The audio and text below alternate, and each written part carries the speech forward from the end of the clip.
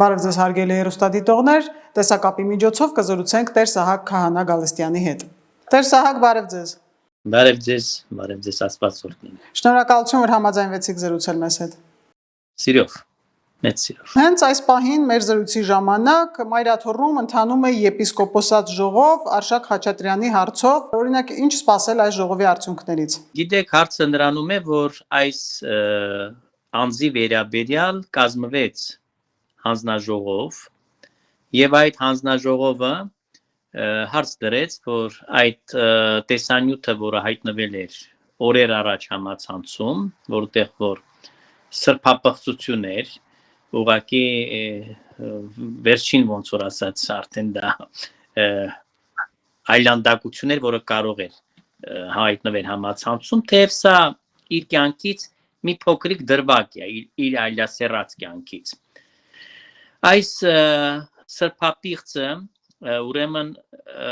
տեսակ չէ, օրեր առաջ արդեն այս հանձնաժողովը փորձեր արեց հարցը բարձրացնել, բայց Կտրիչ Ներսիսյանը ինչ էր ասել եպիսկոպոսներին, ասել էր, որ եթե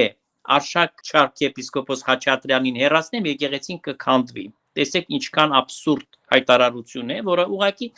մանկական, չգիտեմ, կամ ինչ որ մի աբսուրդ մի բան, որը որ կարող ենք լսենք Էջմիածնից նման հայտարարություն, որտեղ հազար բան է, ծիծաղ է առաջացնում, կարող ենք հազար արգումենտ բերել, որ սա սնանք եւ դատարկ մի բան էր, որը խոսվեց, ուղղակի շահկապված են ոչիրներով եւ իրար դեմ ունեն այդ նույն կոմպրոմատները։ Նաեւ ունի շատ ձեղծարարություններ, որ միասին են արել, ֆինանսական բաժնի, ճարտարապետական բաժնի հետ շինարարության մեջ փողերի լվացման, բոլոր խարդախությունների, սրբությունների օտարման, տոտալ թալանի Մայրաթոռի հաշիվների եւ բոլոր կեղտոտությունները, որ խաբել են բարերարներին տասնյակ տարիներ եւ գրպանել են միլիոնավոր դոլարներ։ Այս բոլորի մասին քաջատեղյակը նա է ոնց որ ասած ողնաշարը է չարի թակավորության եւ դրա համար կոծկում է, բայց չգիտի այսօրվա գլխի գալիքը։ Հիմա քանի որ ժողովը ընթանում է, կարող են բացել քարտերը։ Ես արդեն դա գիտեի, որ ժամը 3-ին պիտի ստանան պատասխան, եպիսկոպոսները դիմել են համապատասխան կառույց էքսպերտիզայի համար։ Այդ տեսանյութը հաստատված է, որ ինքն է այնտեղ։ Այսինքն չի կարող այլևս խոսել, որ արհեստական ինտելեկտի սարքացն է։ Դա գիտեք, նորից եմ ասում, նրանք էս չի տեղ են դրել հայ ժողովրդին կամ այդքան կարծում են բոլորը անգրագետ են, բոլորը չեն հասկանում, չեն զանազանում արհեստական ինտելեկտի սարքածը եւ բանը։ Նույնիսկ այտիշնիկ պետք չի լինել դրա համար, որ սա պարզ հայացքով դիտես, որ դա իմիջիալոց շատ երկար տարիներ առաջ է լուսանկարել, եթե տեսեք որակա այս բանի նյութի։ Եվ պիտի դնեն Կտրիչի առաջ այդ նյութը, փաստաթուղթը, տեղեկանքը, եւ պիտի պահանջեն, որ ինքը հեռացվում է։ Եթե ինքը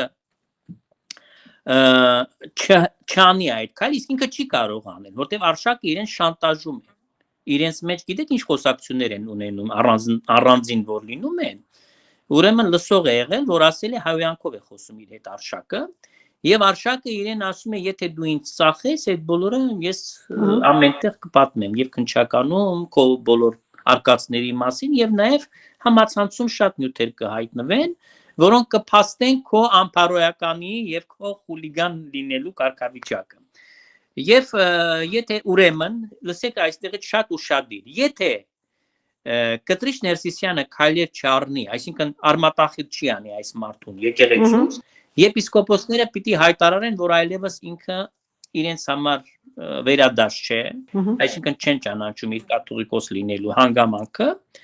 եւ նրանք կնախաձեռնեն հետեւյալ քայլերը։ Գիտեք, նաեւ Կիրակի օրը նախատեսված է Սուրբ եւ անմահ Պատարագ Գրիգոր Լուսավորիչ եկեղեցում։ Ես սրա մասին եթե հարց տակ, իհարկե ավելի կմանրամասնեմ, բայց գիտեք ինչն էր բանը, հետաքրքիրը։ Կտրիչ Ներսիսյանը շաբաթօրը արդեն պետք է հանդիպեր եպիսկոպոսների հետ, որտեղ ավանդության համաձայն Սուրբ Թադևոս եւ Բարդողոմեոս առաքյալների տոնի օրը եպիսկոպոսները միշտ գնում են Մայրաթոռ եւ պիտի այդ օրը հարցը բարձրացնեն, բայց քանի որ ինքը անընդհատ թուքումուր է ուտում Արշակից եւ Արշակը անընդհատ իրեն ասում է փակիր այդ հարցը, Ինքը չհամբերեց մինչև շաբաթ օրը եւ այսօր այդ ժողովը կանչեց երեկոյան ես խոսել եմ մի շարք հոգեվորականների բարձրաստիճան հետ, որոնք ինձ այս տեղեկությունը փոխանցել են։ Եվ այդ սատանայի տունը այսօր քանդվելու է, այսօր մեր ժողովուրդը պիտի առերեսվի այն փաստի հետ, որ եկեղեցում արդեն լուրջ բարձրաստիճան հոգեվորականների հստակ ընդգծված դիրքորոշում կա եւ պիտի այդ սատանայի տունը քանդվի մինչեւ վերջ։ Շարունակվող այս պատարակները ամեն Կիրակի, որին մասնակցում է նաև վարչապետ Նիկոլ Փաշինյանը, դրան զուգահեռ Կտրիչ Ներսիսյանը կարծեք թե իր գործողությունները ավելի է այսպես սրում, մասնավորապես արդեն 3 քահանա կա կարգալույծ եղած, հիմա էլ թիրախիտակ են Մասյացոտնի եւ Վայոց-Ձորի թեմի առաջնորդները, վիրավորական արտահայտություններ, տեսել եք վստահաբար համացանցում ինչ է կատարվում։ Ինչ է կարծում, կհասցնի նրանց եւս կարգալույծ անել, թե այդուհանդերձ արդեն արքեպիսկոպոսները պետք է քայլեր անեն հեռացնելու Կտրիչ Ներսիսյանին։ Լիլի ջան, ես ձեզ մի անգամ արդեն բացատրել եմ այստեղից, բազմիցս եմ բացատրել, նույնիսկ իմ էջում պաշտոնական 3 գրառում եմ արել, ինչի եմ հայտարարում պաշտոնական, որը հեղինակավոր են խոսքերը, դա Աստվածաշունչ Մատյանն է եւ եկեղեցական կարգն ու կանոնն է, առաքելական կանոնները։ Նման հասկացողություն եկեղեցում գոյություն չունի, մերոնը չի ջնջվում, երբեք, սա վարչական պատիժ է, այն պատիժը միայն ու միայն հասնում է նրանց, ովքեր որ կարգազանց են գտնում եկեղեցու նկատմամբ եւ որոշ ժամանակով մինչեւ ապաշխարության դրանց կասեցում է դրանց գործունեությունը։ Այս պարագայում դա իզորու չէ, որևէ մեկի կարգազրկությունը, որ 26 տարիների մեջ նա արել է, նա ապօրինի է արել այդ բանը։ Հիմա ինչ կանի, ինչի անի, իր խնդիրն է, բայց ինքը ավելի մեծ խնդիր կունենա այս Կիրակի օրը, որովհետեւ այս պարագայում դուք կտեսնաք Կիրակի օրվա պատարակը, ես իհարկե բան եմ արել, խոսք եմ տվել, որ չեմ գաղտնազերծի, որտեղ ես արդեն գիտեմ, թե ինչ է տեղի ունենալու Կիրակի օրը, բայց Որտեղ, որ եկեղեցում։ Այդքան մի բան Երևանի Սուրբ Գրիգոր Լուսավորիչ եկեղեցու մեջ, այնտեղ դուք կտեսնաք եւ մեր հայությունը, ամբողջ հանրությունը կտեսնա այդ Կտրիչը ինչպես է վերջանալու։ Ուղղակի այս պատարակով ոնց է նա արդեն վերջին իր երգը երգվելու է։ Եթե այսօր ինքը քայլ չձեռնարկեց, արշակին չհեռացրեց, այսինքն եթե ինքը արշակին այսօր հեռացրեց, գուցե մի շաբաթ ավել կապրի այս աթոռի վրա կամ 2։ Բայց եթե չհեռացրեց, ուրեմն ինքը իր վախճանը մոտեցնելու է, բայց հիմա իր մոտ այն վիճակն է, որ նա չի կարող, ինքը մեծ սիրով դա կաներ, գիտեք, ինքը անբարոյական մարդ է։ Իր համար նշանակություն չունի, որ արշակը ամբողջ հոգով, սրտով ծախված մարդ է եղել, իրեն ծառայել է։ Հիմա ինքը պատրաստ կլինի նրան զոհելու, բայց չի կարա, որտեղ այդ դեպքում արշակը իրեն կզոհի 5 վայրկյան անց։ Եթե կարգալույծ եղած քահանաների դեպքում օրինակ հայտարարում են, որ նրանց մատուցած պատարակները կեղծ են, իհարկե դուք բացատրեցիք այդ կարգալույծ լինելու կարգը ամեն դեպքում, ընդդիմությունը շահարկում է, վեհարանից նույնպես այդ տեսակ հայտարարություններ են հնչում, բայց հիմա արդեն պատարակներին մասնակցում են արդեն թեմակալ առաջնորդները։ Կարող ասել կուլմինացիան մոտենում է, որովհետև կարծեք թե սառույցը հալվում է, որովհետև նախկինում արքեպիսկոպոսներից միայն լռություն էր։ Ես կարծում եմ, այստեղ մենք պետք է շնորհակալ լինենք մեր երկրի վարչապետին, չպիտի մոռանանք եւ չպիտի ուրանանք այն բանը, որ 18 թվականին իրեն հաջողվեց Հայաստանում իրականացնել Թավշյա ոչ բռնի հեղափոխություն, սիրով է արվել այդ հեղափոխությունը։ Իհարկե այսօր փառք Աստծո, որ Թավիշ այլևս չի գործում, այլ օրենք է սկսել գործել եւ արդարադատությունը իրականացվել Հայաստանի այս ատյաններում, բայց երբ որ հարցվեցին Փաշինյանին, թե ինչպես եք տեսնում հեռացումը Կտրիչ Ներսիսյանի այս գայից, ասեց սիրով կանենք, ինչպես որ Սերժին արեցինք։ Ինքը ստրատեգ մարդ է, ինքը հասկանում է ինչպես կարելի է հեղափոխություն ցանկացած բնակավարում իրականացնել, այդ թվում նաև եկեղեցում, բարեկարգում, ես այդ դեպքում կանվանեմ ոչ թե հեղափոխություն, որտեղ սա քաղաքական գործընթաց չէ, այլ եկեղեցական բարեկարգում է, եւ ինքը կոտրեց այդ ապակու առաստաղը, այլևս եպիսկոպոսները չեն կարող լռել եւ հասկացել են, եթե նույնիսկ Գևորգ Սարոյանը, որը նախկինում շատ հանցանքներ ուներ, Բայց այսօր ես այդ մարդուն պաշտոնապես ներել եմ, իբրև քրիստոնյա, իբրև հոգևորական, նախկինում շատ բան եմ ունեցել իր հանդեպ եւ արդար են եղել իմ մեղադրանքները։ Նա քաչ տղամարդ է, բանից փաստվեց, որ նա ազնիվ վերջի վերջով հայ մարդ է եւ այլևս ինքը չի կարող տանել այդ անարդարությունները, որոնք կատարվում են եկեղեցու մեջ։ Հետևաբար այլևս կտրիչը մնացել է մենակ, հավատացեք, որ իր շուրջը կա մի խումբ մարդիկ, որոնք այլևս իրենը չեն, այսինքն նրանք ձև են անում հիմա, որ իրենն են, բայց նրանք ցանկացած պահի իրեն կդավաճանեն, որտեղ նավը սկսվել է շատ արագ խորտակվել եւ նրանք այդ առնետավազքը միշտ սկսվում է, երբ որ նավը խորտակվում է, սա պարզ ժողովրդական գիտեք ասացվածքն է, չէ՞։ Բայց իր միակ մարդը ում հետ ինքը կապնված է ոչիրներով եւ որին չեն կարող ոչ ինքը դավաճանել, որ սա նրան, ոչ սա դավաճանի կտրիչին, սա արշակն է։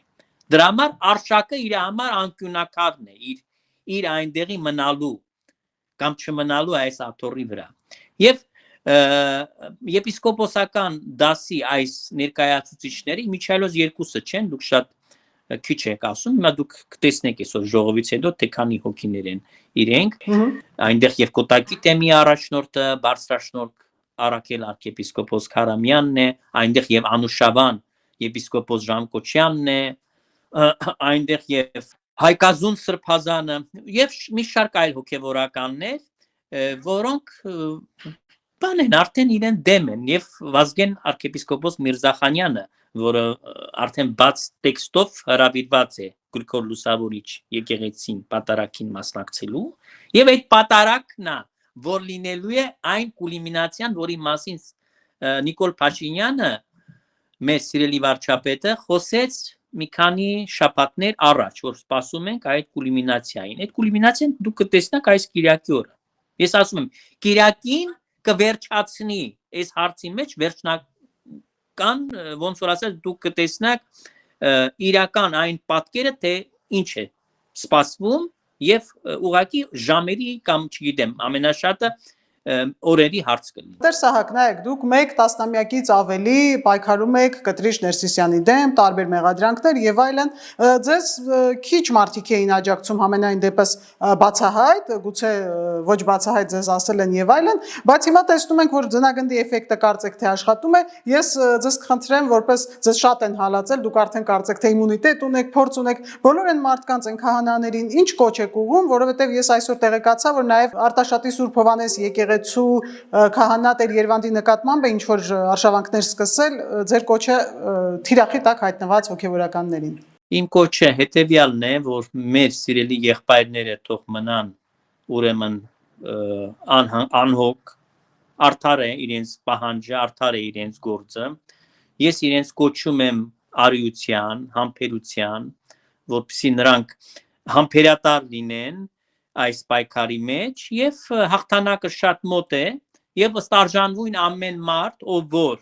մասնակցություն է ունեցել այդ սրբազան առաքելությանը, պետք է գնահատվի։ Ես կարծում եմ, որ արդարությունը դա է պահանջում, որ կաթողիկոսական տեղապահը պետք է հաշվի առնի այս բոլոր անձերի, սկսած ինձնից, թող անհամեջ չհնչի, որտեղ ես պիոներ եմ եղել այս հարցում, դուք սխալ նշեցիք, ես այդ հարցով հետաքրքրված եմ եղել 86 թվականից, երբ որ ճանաչել եմ Կտրիչ Ներսիսյանին, ու 1-2 տարի անց ճանաչել եմ ով լինելը, որ ինքան բարոյական է, որ նա ստահակ է, որ նա բացարձակապես ոչ մի կրոնական գիտելիքներ չունի եւ մերկ է, իր հոգեվոր կյանքը իրեն համար ընդհանրապես գոյություն չունի, որպես այդպիսին, որ նա լրտես է KGB-ի, այս բոլորի մասին ես գլխանց եմ իմացել եւ բոլոր հնարավոր մեթոդներով ես դա պայքար եմ տարել, այդ թվում նաեւ երբ որ ձեռնադրվել եմ որպես ամուսնացյալ քահանա 1995 թվականի հոկտեմբերի 15-ին ես իր դեմ միշտ արել եմ իմ աշխատանքը ուղղակի ուրիշ ձևաչափերով գիտեք այն ժամանակ ոչ ինտերնետ գոյություն ուներ, ոչ էլ այս Այո, շատ բաներ հարթակները։ դեռ հասանելի չէին մարդկանց տեղեկություն Այո, տարածելու բայց առումով։ որտեղ որ եղել են, գիտեք ինչ արարողության որ եղել են, մարդկանց հետ շփվել են եւ ինչ շատ շրջանակներ են ճանաչել, ոչ մենակ Հայաստանում, Հայաստանից դուրս։ Կարող ենք ասել նիսում Ես տեղի բավական ունեցածը դրա համար ձեզ կարծեք թե պատժում էր, այն ինչ որ ձեզ հետ տեղի ունեցավ Ֆրանսիայում, Նիս քաղաքում։ Գիտեք, Նիսում ինչ որ տեղի ունեցավ Մոսկվայում, ինչ այդ, այս բոլոր հարցերը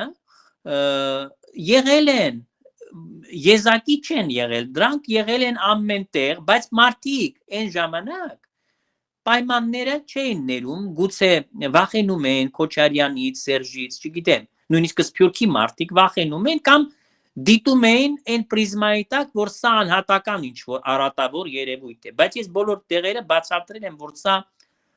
համակարգված է եւ սա կենտրոնը պիտի մանգակ, պիտի տեսնակ ճարիքը ով է, ես դա միշտ ընդգծել եմ, որ մի մանեկեք, մի թիրախավորեք կոնկրետ տվյալ հոգևորականի ումից որ տեսել եք ինչ-որ մի անփարոյականություն, որտեղ ինքը չէ հանցավորը, այո, ինքը հանցավոր է մարդկային իմաստով, որ հլուհնազանդ կամակատար է դարձել այդ սատանայի, բայց սատանան ասել է միշտ մայրաթորի գահին բազմած է, որը գողացել է այդ աթոռը լուսավորչի եւ գիտեք լուսավորչական գահը կպատժի իրեն այսօր պատժելու է շատ դաժան պատիժով, որովհետեւ ինքը ուղեղ չունի գիտեք երբ որ մարդու մականունը գիտեք կաթողիկոսը երջանկայիշատակ Վազգեն առաջինը էշ է անվանել իրեն, ասել է ավանակ նստիր տեղդ։ Իմիջիայլոց շատ լավ է որ Հայկ Գարեգինը դա բարձրաձայնեց, ես մի բան ձեզ ասեմ, ես կենթաներ շատ եմ սիրում, երբեք չեմ ուզեցել այս հարցին անդրադառնալ, ասել եմ ինչ համեմատություն կենթանին Աստված այդպես է ստեղծել, որ շատ խելք չի տվել, բայց այն բանից որ իր անունը եղավ մայրաթորի մեջ էշ էին ասում իրեն Ինչի մասին է խոսում, որ այդ մարդը բացի այս ամենից ինքը նաև անուղեղ է, անկիրթ, եւ եթե ինքը հոտարություն ունենար, ինքը պիտի հեռանար, հիմա պիտի հեռանար, որտեղ խայտարակ ձևով է հեռանալու, նույնիսկ դուք չեք կարող պատկերացնել, թե իր հեռացումը մայրաթորից որքան է լինելու ողբալի իրեն համար, ճակատագրական, ես ողակալ մարդ չեմ, գիտեք, Հայկ Գարեգինը մի քիչ առաջ ընկավ, իրեն առաջարկեց որպես հոգևոր խնամք եւ այլն, որ հոգատարություն անի, որպեսզի նա հեռանա այս կյանքից, ես էլ կարող եմ Հայկ Գարեգինին ընկերակցել այդ հարցում եւ պատրաստեմ իրեն պատրաստել ընդունելու մահը, որովհետեւ գնալու է այնտեղ դժոխքը ընկնելու, գոնե որպեսզի նա դա այսպես ասած նախապատրաստված գնա, գոնե հասկանա Նկատի ունեք ապաշխարել է։ Գիտեք, արդեն ինքը ներում չունի Աստծո մոտ, ես ձեզ պարզ եմ ասում, դա ֆիլմը երևի կամ գիրքը կարդացել եք Մաստերի Մարգարիտա, այնտեղ շատ լավ ֆրագմենտներ կան, որտեղ որ արդեն բանի հետ որ խոսում է սատանայի հետ, սատանան ասում է վերջում ասում է գոնե հավատա, որ կա սատանա Սատանա գոյություն, հալավ Աստծուն չես ընդունում, Հիսուսին չես հավատում, գոնե հավատա, որ կա սատանա։ Եվ դրանից հետո այդ մարդը տրամվայի տակ են գնում։ Այստեղ նույն պատմությունն է։ Դե հիմա շատերը ձեր ասածը այլ կերպ կընկալեն, կմտածեն բռնության մասին է խոսքը։ Ես դա եմ ուզում հարցնել, որ մի քիչ ավելի բացած ասեք, որ բռնության հարցը չի, գիտեք, հարցը ոչ, այստեղ ալեգորիա կա, ոչ թե տրամվայի տակ ինքը պիտի ընկնի։ Ինքը իր կյանքի վերջի րոպեն զղջալու է, վախենալու է, բայց ուշ է լինելու, որտեղ նույնիսկ ինքը չի կարող անդրադառնալ այն հրեշավոր գործերին, որը նա կատարել է, այս եկեղեցու եւ այս պետության եւ այս ժողովրդի համար։ Դուք հասկանում եք, որ այդ մարդը պատմության մեջ պիտի մտնի, որպես մեծագույն չարիք, իր անունը գրվելու է պատմության մեջ, բայց այլ լույսի ներքո, ոչ թե որպես շինարար կաթողիկոս, այլ որպես եկեղեցին խեղող ազգը ատող, հայոց պետականությունը քանդող, դավաճան գործակալ, այս սա է լինելու, և սրբապիղծ, մեծագույն սրբապիղծը, որտև այն մեղքերը, որ նա արել է, և բազմապիսի են տարբեր բնակավարներում են հանցանքներ գործել, մեղքեր գործել։ Սա գիտեք ոչ մենակ իր անձնական, ասենք, մարմնի հետ կապ ունեցող են, որ այլասերած է եւ այլն։ Ոչ թե մենակ դրա մասին է խոսքը։ Ինքը իր ապրելով վնաս է հասցրել շրջապատին։ Դուք հասկանում եք ինչքան դա ծանր մեղք է։ Նույնը կարող ենք վերագրել Ադոլֆ Հիտլերին, որը ինքը իրեն մենակ չվնասեց, ինքը վնասեց ժողովուրդներին, մարդկության դեմ գործեց։ Հիմա տվյալը շատ փոքր մարդ է, որ մարդկության դեմ գործել, բայց կոնկրետ ազգի դեմ նա գործել է։ Իսկ իր եղբայրը նաև Ուկրաինայում սպանություններ է կազմակերպում զանգվածային եւ խորտակում է քրիստոնյա եղբայր ուկրաինացի ժողովրդի, ինչպես նաև Հայաստանի հատվածի, որոնք արդեն Ուկրաինայի քաղաքացիներն են, իրենց կյանքերը, երեխաներին, ծեր մարդկանց, մահվանն է ուղարկում այդ Արբաթ ջոկատը, որ կազմվել է, եւ օրտնում է դա, եւ սա ում վրա է մնալու։ Գիտեք, իմ կյանքի նպատակն ու կոչը այստեղից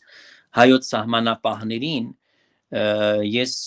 կխնդրեի, որ ընդառաջ գնան Ուկրաինայի իշխանություններին եւ արտահանձնեն Եզրասին Ուկրաինա, նա պիտի վերջանա այնտեղ։